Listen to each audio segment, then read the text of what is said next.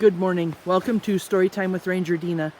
Today we are filming in the Wendover Campground on the banks of the Lochsa River. It is raining. It's February and it's raining.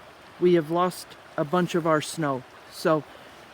And it was freezing rain this morning, so that's why we didn't go for a long drive. This is just a hop, skip, and a jump from the Powell Ranger Station.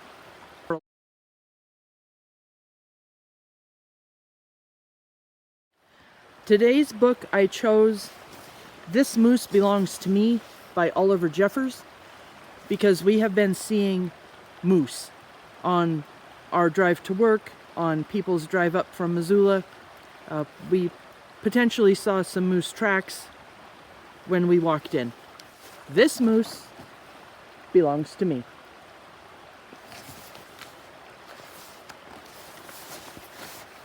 Wilfred owned a moose.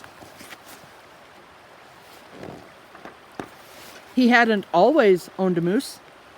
The moose came to him a while ago, and he just knew, that it was meant to be his. He thought he would call him Marcel.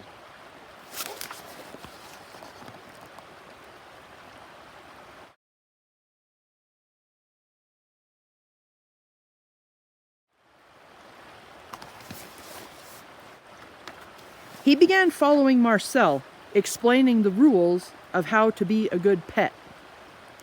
Much of the time, it seemed as though the moose wasn't listening, but Wilfred knew he was, mostly because he followed Rule 4 very well, not making too much noise while Wilfred plays his record collection.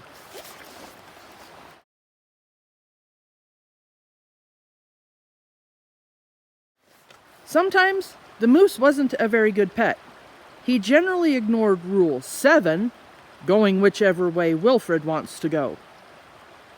The moose had a very good sense of direction, and Wilfred did not.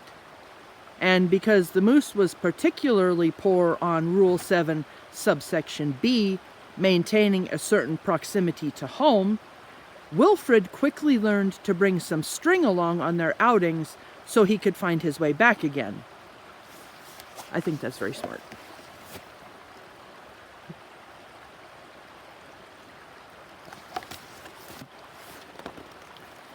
Sometimes the moose was an excellent pet. He had no trouble with Rule 11, providing shelter from the rain, or Rule 16, knocking down things that are out of Wilfred's reach.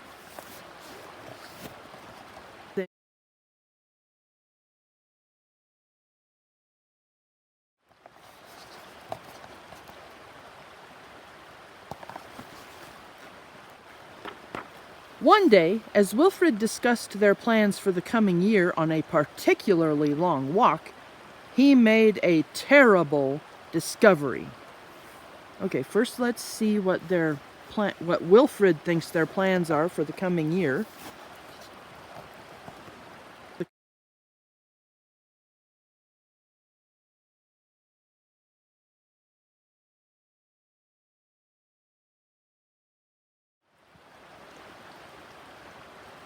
Some very exciting plans.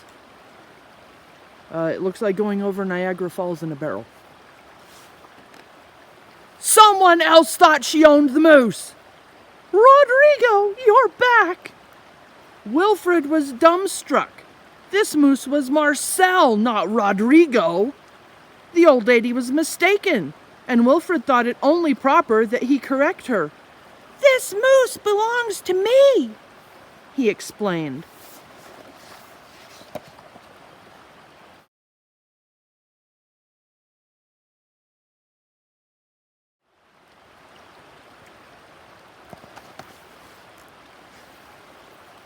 And to prove it, he called Marcel, heel. But the moose did not respond. He seemed more interested in the old lady. Good, Rodrigo.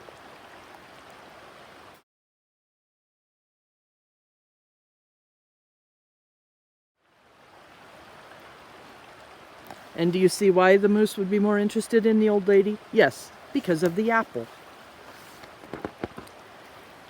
Fine! Embarrassed and enraged, Wilfred rushed off for home. But in his haste, and miles from anywhere, he tripped over his string and got tangled up.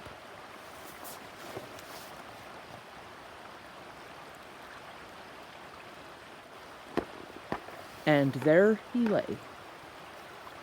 Wilfred was beginning to get a little bit worried. It was getting late, and the monsters would be out soon.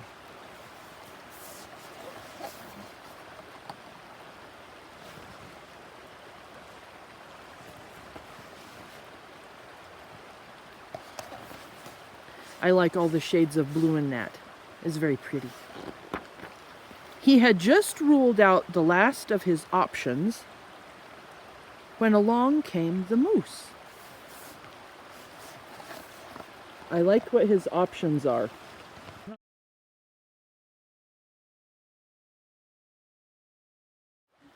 And performed Rule 73 brilliantly, rescuing your owner from perilous situations.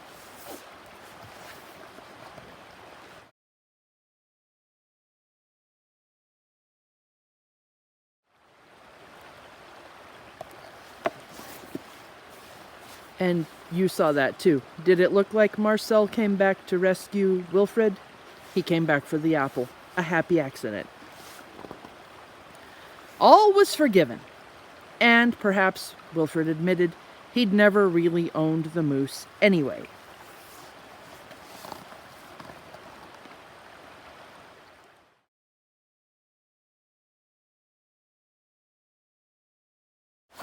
Yes, good spotting. He ripped the name tag off of Marcel in half, and away they go. With that in mind, he and the moose reached a compromise. The moose would agree to all of Wilfred's rules,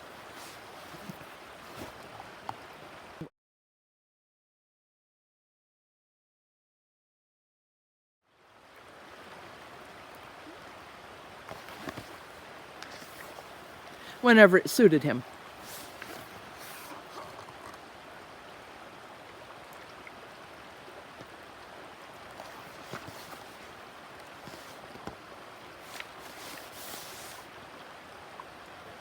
I'm going to show you the picture, and then we'll read the words.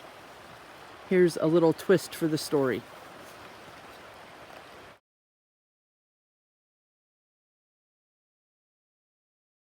Dominic, you're back, and you brought me an apple. Apparently the moose is a very social moose. Anyway, I really enjoyed This Moose Belongs to Me by Oliver Jeffers. You're going to see more from that author coming up. I thought for bonus footage we would just take pictures. We're going to wander around the campground and see what there is to see. I know there's lichens. We've already spotted lichens and some fun things. So anyway, thank you very much for being here, Storytime peeps.